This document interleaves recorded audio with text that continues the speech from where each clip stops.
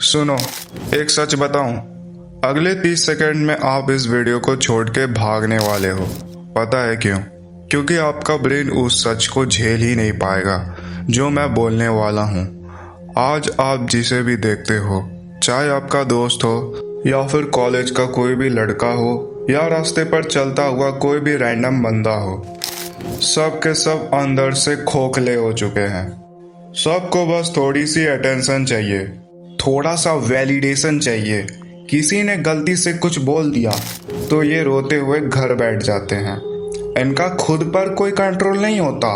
लेकिन सोचो, अगर आप इस भीड़ से बिल्कुल अलग हो जाओ, अगर आप एक ऐसी पर्सनैलिटी बिल्ड करो जिसे देखकर ही लोग समझ जाएं कि इस बंदे से पंगा नहीं लेना, एक ऐसी पर्सनालिटी जहां आपकी खामोशी भी सामने वाले को डरा दे, इसे कहते हैं मॉन्स्टर पर्सनालिटी।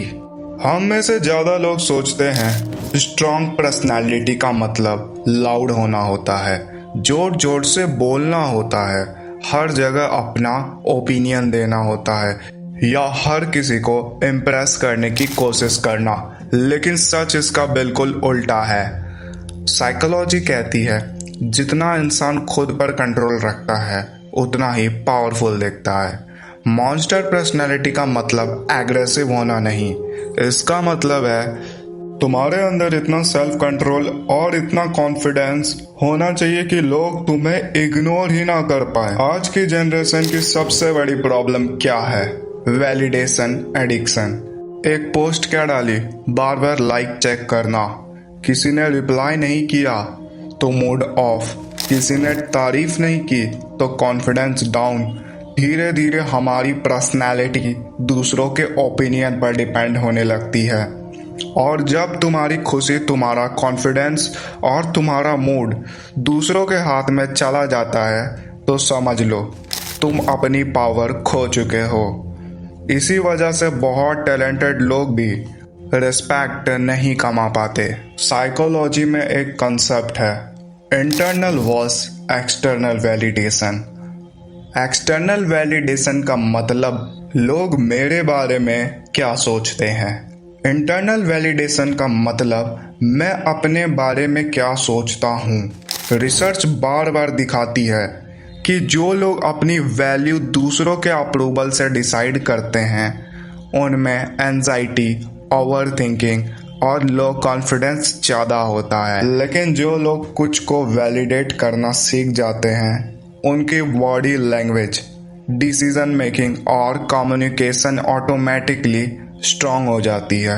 मॉन्स्टर पर्सनैलिटी यहीं से शुरू होती है। सोचो, दो स्टूडेंट्स इंटरव्यू देने गए हैं, दोनों की नॉलेज ऑलमोस्ट सेम है। पहला स्टूडेंट बार बार हाथ हिला रहा था, धीरे बोल रहा था और हर आंसर के बाद इंटरव्यूअर्स को फेस देख रहा था कि शायद अप्रूवल मिल जाए। दूसरा स्टूडेंट शांत था, कम बोला लेकिन कॉन्फिडेंस के साथ बोला, आई कांटेक्ट मेंटेन किया, गलती हुई तो बिना डरे एक्सेप्ट की। रिजल्ट, जॉब दूसरे स्टूडेंट को मिली। क्यों? क्योंकि रियल वर्ल्ड में नॉलेज से पहले पर्सनैलिटी सेलेक्ट होती है। अब बात करते हैं पहला पॉइंट की, तो become emotionally unstable. Monster personality की पहली पहचान इमोशन कंट्रोल है। अगर छोटी छोटी बातों पर तुम गुस्सा हो जाते हो, सैड हो जाते हो या हर बात को पर्सनली ले लेते हो तो लोग समझ जाते हैं कि तुम्हें कंट्रोल करना आसान है। स्ट्रॉन्ग लोग इमोशनलेस नहीं होते, वो बस इमोशन डिसीजन नहीं लेते। अगली बार जब कोई तुम्हें इग्नोर करे या क्रिटिसाइज करे तो तुरंत रिएक्ट मत करो। 10 सेकंड रुकना, डीप ब्रेथ लेना, फिर डिसाइड करना रिएक्शन देना भी जरूरी है या नहीं। यही सेल्फ कंट्रोल है, रियल रिस्पेक्ट बनाता है। दूसरा पॉइंट है speaks less but makes every word valuable. एक कॉमन मिथ है, जितना ज़्यादा लोग बोलेंगे उतना लोग इम्प्रेस होंगे। रियलिटी, जितना ज़्यादा इंसान बिना सोचे समझे बोलता है उतना ही इसकी वैल्यू कम हो जाती है।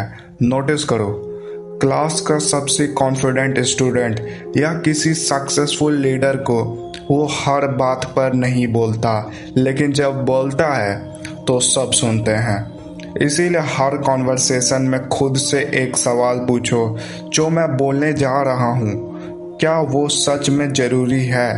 अगर नहीं तो साइलेंस वीकनेस नहीं, कंट्रोल्ड साइलेंस पावर है।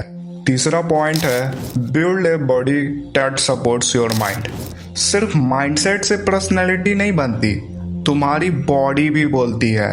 अगर तुम झुककर चलते हो, नीचे देखते हुए चलते हो या हमेशा पॉकेट में हाथ रख के चलते हो तो लोग बिना सोचे ही तुम्हें लेस कॉन्फिडेंट समझने लगते हैं। सोशल साइकोलॉजी के लिए कई एक्सपेरिमेंट किए गए हैं कि बॉडी लैंग्वेज फर्स्ट इंप्रेशन का बहुत बड़ा पार्ट होता है। इसीलिए सीधा चलो, शोल्डर पीछे रखो, स्लो और कॉन्फिडेंटली वॉक करो, आई कांटेक्ट मेंटेन करो और सबसे ज़रूरी अपनी फिजिकल हेल्थ इम्प्रूव करो। स्ट्रांग बॉडी स्ट्रांग माइंड को सपोर्ट करता है। चौथा पॉइंट है stop chasing everyone. Monster personality वाले लोग अटेंशन चेज नहीं करते, वो अपनी लाइफ बिल्ड करते हैं। जितना तुम हर किसी को खुश करने की कोशिश करोगे उतना ही लोग तुम्हें सीरियसली कम लेंगे। पीपल प्लीजिंग छोड़ दो, हर इनविटेशन एक्सेप्ट मत करो, हर मैसेज का इंस्टेंट रिप्लाई मत करो, हर डिबेट जीतना भी जरूरी नहीं होता। अपनी एनर्जी उन चीज़ों पर लगाओ जो तुम्हें मेंटली और फिजिकली स्ट्रांग बना रही हो। पांचवा पॉइंट है कीप प्रॉमिस टू योरसेल्फ। दुनिया का सबसे डेंजरस कॉन्फिडेंस सेल्फ ट्रस्ट होता है। अगर तुम रोज खुद से कहते हो कल से पढ़ूंगा, कल से जिम जाऊंगा, कल से डिसिप्लिन में रहूंगा और फिर नहीं करते, तो धीरे धीरे तुम्हारा दिमाग तुम्हारी ही बातों पर भरोसा करना छोड़ देता है।